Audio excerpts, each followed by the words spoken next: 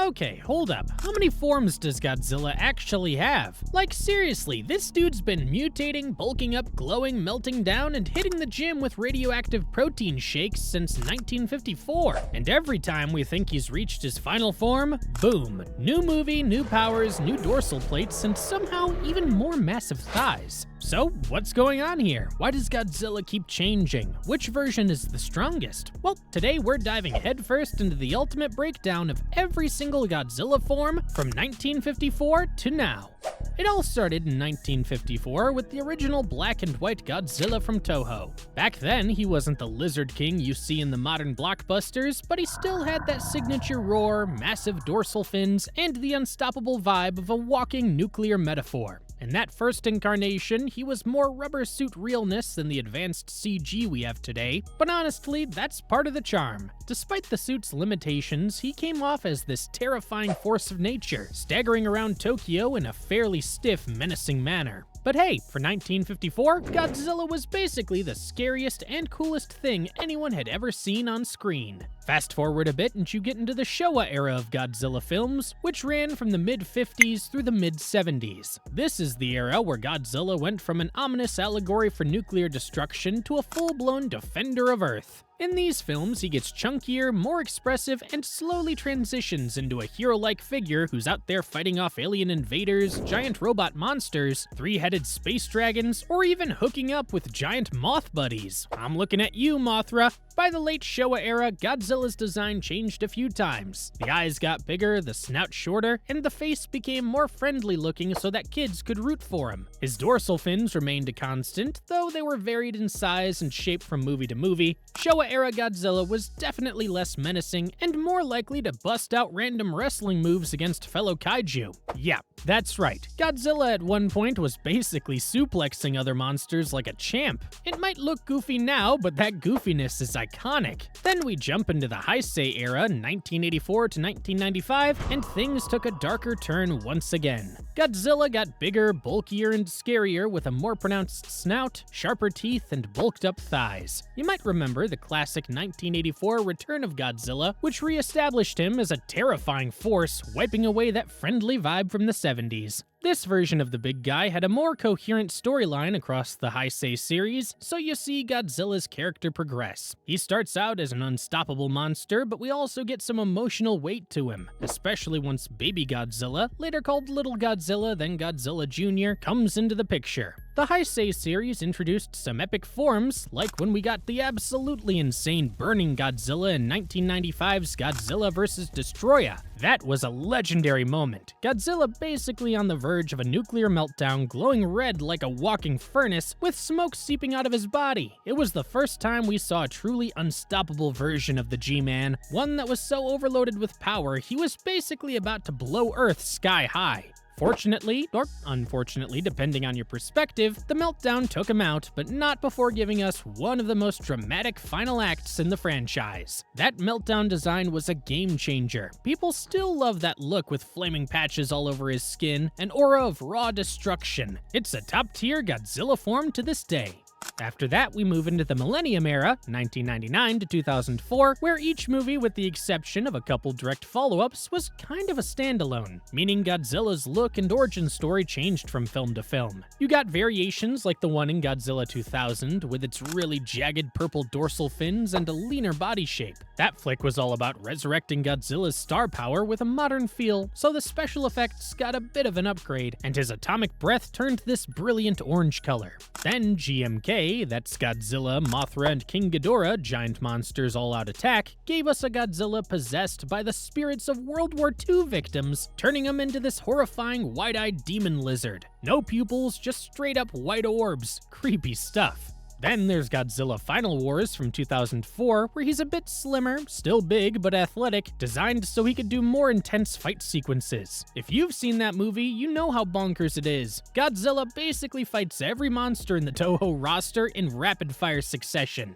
Around the mid-2010s, Legendary came into the picture with the Monsterverse, giving us a brand new American take on the King of Monsters. In 2014's Godzilla, the big guy was massive, hefty, and somewhat bear-like in his posture. This was a big shift from the Japanese suits. The design had to blend the classic Godzilla silhouette with realistic reptilian features that CG could bring to life. He had tree trunk legs, a thick torso, and smaller dorsal fins that still paid tribute to the original shape. And he was huge, like over 300 feet tall. The film also kept him in the shadows for a good chunk of its runtime, and when that atomic breath finally lit up, everyone in the theater lost their minds. Then we get to Godzilla King of the Monsters in 2019, and holy smokes, they cranked up everything! Not only does he get bigger, closing in on nearly 400 feet, but his dorsal fins get redesigned to look more like the classic 1954 shape, sharper and more pronounced. His atomic breath is bluer and more intense, and he even hits what fans like to call Fire Godzilla or Burning Godzilla near the end, courtesy of a certain giant moth's sacrificial power. That moment gave us goosebumps, seeing him unleash those thermonuclear pulses, incinerating King Ghidorah like a total boss. This might as well have been a nod to the old Heisei meltdown form, except with a Monsterverse twist where he doesn't totally blow up. He almost does, but Mothra's power stabilizes him enough to keep him from going out in a literal blaze of glory. We can't forget Toho's own reinvention in 2016, Shin Godzilla. This was a major departure in design and storyline. Shin-G was this grotesque, constantly evolving nightmare fueled by nuclear waste and bizarre mutation. He starts as this awkward, big-eyed eel creature flopping around Tokyo, then evolves into the red and black monstrosity we see for most of the film. The final form is the tall, menacing, googly-eyed version with terrifyingly long, stumpy arms and that horrifying, I just crawled out of your deepest nightmare face. But the real highlight is how he continuously changes, even threatening to evolve again in the final shot, where you see tiny humanoid Godzilla spines frozen on his tail. Creepy. Shin's atomic breath is also insane, going from purple lasers to beams shooting out of his dorsal fins and tail. We also got the anime Godzilla from the Godzilla Earth trilogy, which is arguably the largest version of Godzilla ever depicted, towering at 300 meters. That's almost 1,000 feet. This design is a plant-based organism, giving him a bark-like texture and a more static, statuesque presence. He's kinda like a living ecosystem. The storyline might not have been everyone's favorite, but you can't deny the sheer scale of that behemoth. Then we see other spin-offs here and there, from short films to cameo-like appearances, each with a slight tweak to the design. Maybe the dorsal fins glow differently, or the breath has a new color, or the eyes are shaped differently. It's all part of this epic tradition of reimagining the King of the Monsters for new generations. By Godzilla King of the Monsters 2019, he's definitely bulked up from 2014 with those bigger, cooler spines. The next big leap was Godzilla vs. Kong in 2021, showing a confident G-Man in the prime of his power, still rocking those big dorsal plates, still taller than Kong, and sporting a new thirst for challenging any monster who tries to step to him.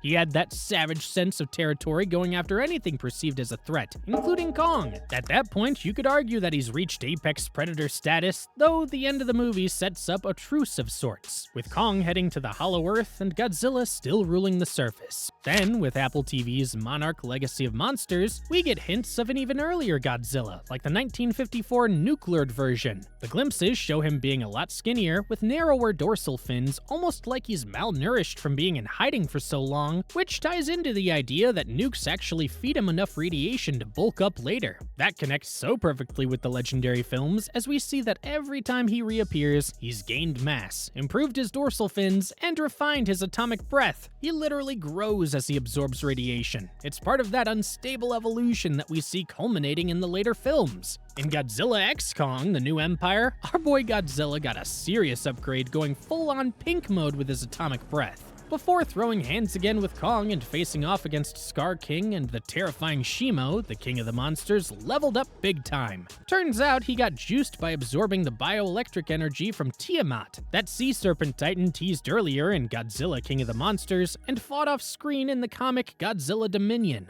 Godzilla literally built himself a cocoon, kinda like the Mutos do, transforming into a sleeker, faster beast with razor-sharp dorsal spikes and spiky elbows. Plus, he's now agile enough to straight up sprint around, and that pink-hued atomic breath, stronger than ever thanks to borrowing Tiamat's colorful vibes. Honestly, this is peak Godzilla evolution with new abilities and a fresh look, making him deadlier and flashier than ever before. So that's our whirlwind tour of Godzilla's many, many forms. The evolution never really ends for Godzilla. That's what makes him so legendary. No matter how many times he appears, he's always got a new trick or a new design to knock our socks off. Here's to the next evolution and the next, because you know it's coming, and it's going to be awesome.